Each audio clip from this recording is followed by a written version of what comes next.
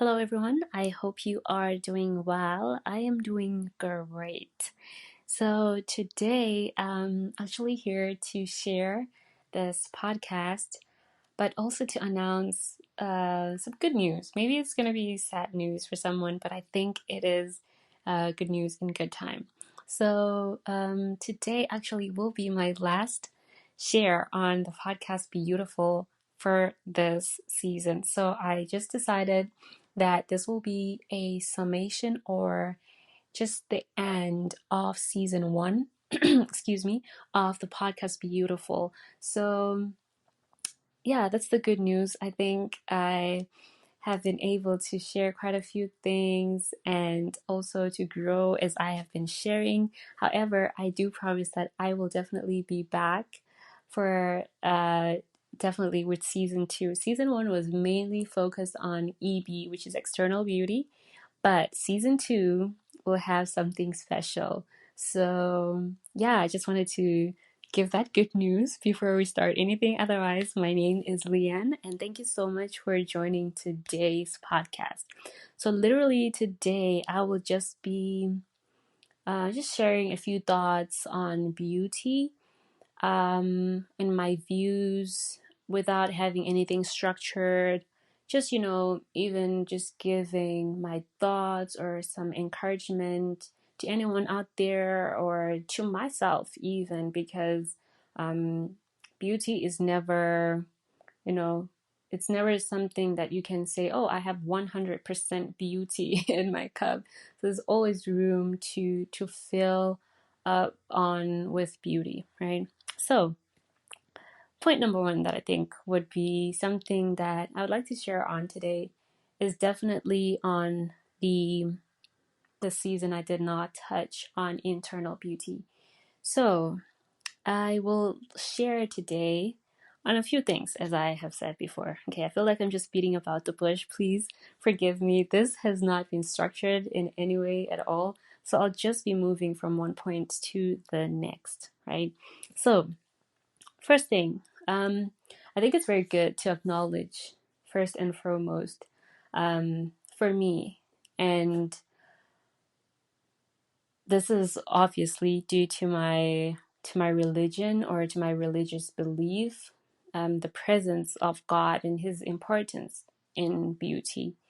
I think it's, as I mentioned in the very first episode, that God defines beauty. And I think just want to remind everybody that God is the one who defines beauty. He's the one who can say, this is it, this is not it, or no, you're doing a little bit too much here, or, maybe you need to do a little bit here and things like that. Ultimately, of course, we have our own choices, of course, we have our own styles and different things like that. But I just want to acknowledge just the presence, or not the presence, or the importance of God in the topic of beauty. So I don't know where exactly, maybe the person who's listening to this, I don't know where your relationship with God is, or where you have been in your relationship with God.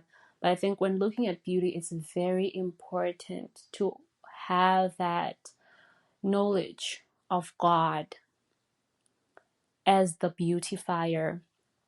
I was actually thinking about a song from called Beautifier by Marizu, but literally God is the one who beautifies us. I think that's very important before we take in what friends, what family, what spouses, what enemies, what things, what people, what society may say. I think it's very important for us to know that God is the one who defines and determines our beauty. So I just wanted to put that out there. God created us, just to encourage all of us that God created us. He loves us. He made us who we are. And there's always beauty. God said good at every point of His creation.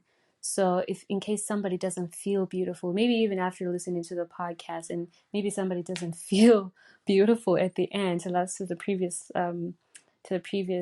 of the previous episodes that I shared, one place to start is definitely remembering that God sees us as beautiful. Even if, let's say, for example, you got bit by a ton of bees on your face, or you just broke out for absolutely no reason, or maybe your skin is just acting up. Just knowing that still you are still beautiful. As I mentioned in one of the other episodes, beauty is part of identity.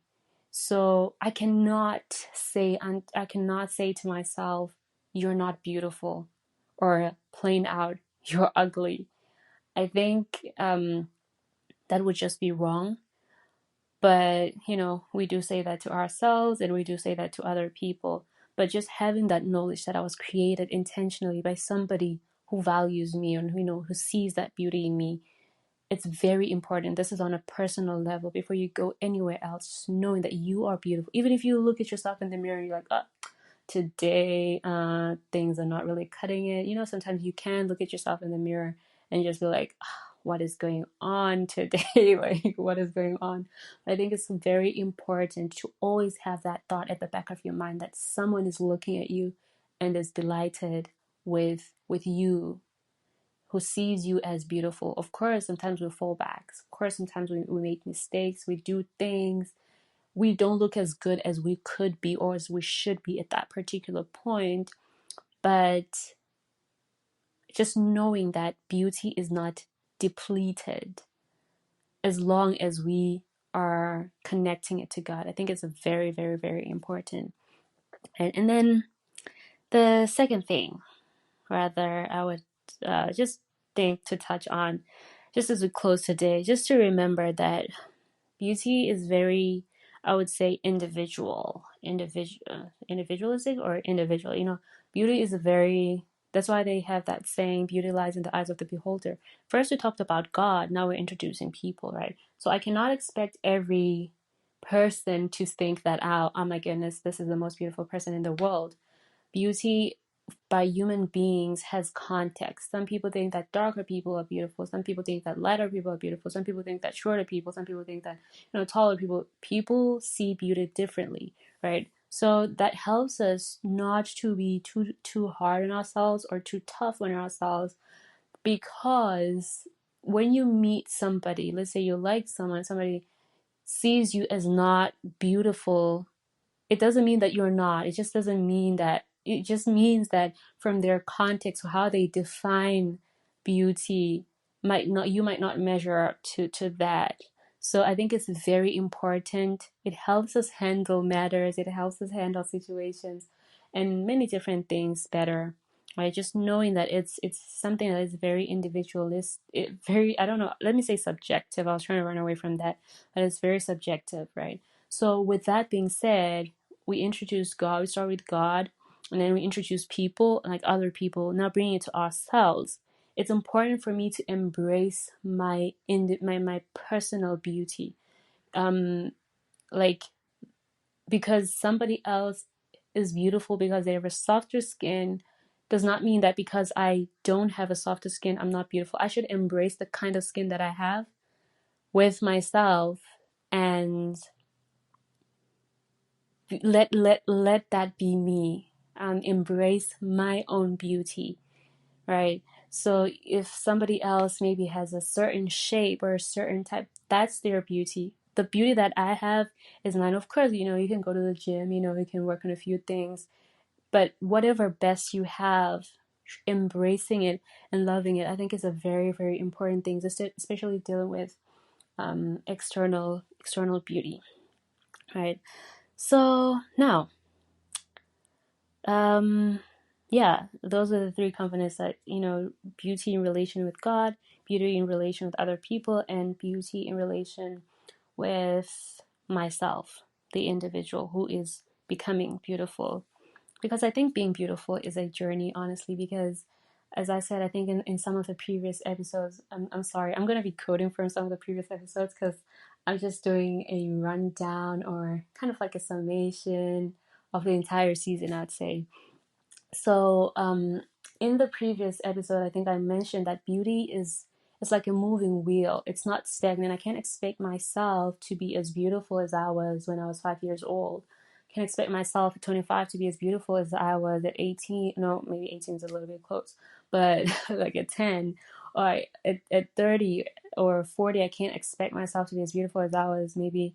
And, at a different stage, beauty is like a moving wheel. It changes, it evolves, it moves as we grow, it changes, right? So I think it's very important for us to chase beauty, in whatever stage I am in.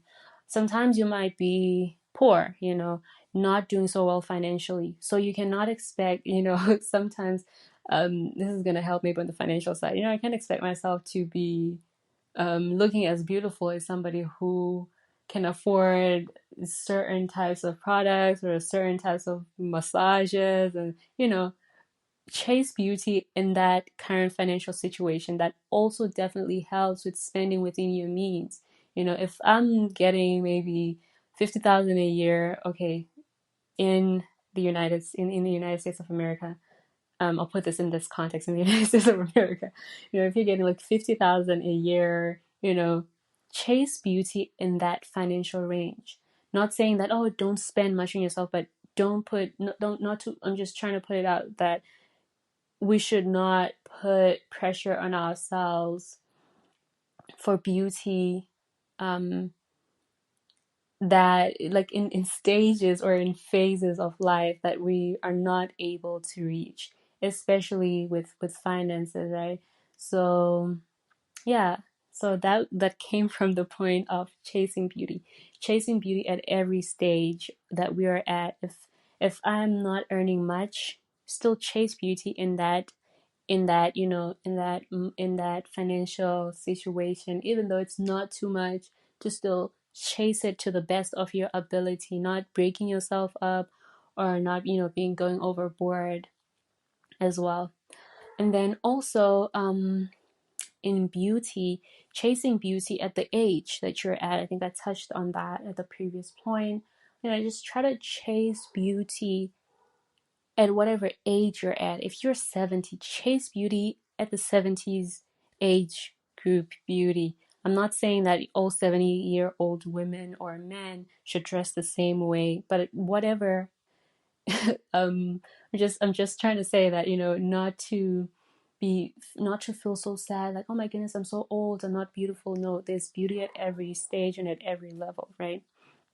And then I'm trying to think of a different way or a different stage that we can chase beauty at,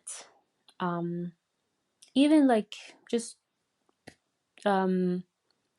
different emotional stages. Sometimes you're sad, like things are not going well. Sometimes you're very stressed, but still to chase beauty in that point. I think it's very important to always be chasing beauty at no matter what different stage, of life we're in. Excuse me.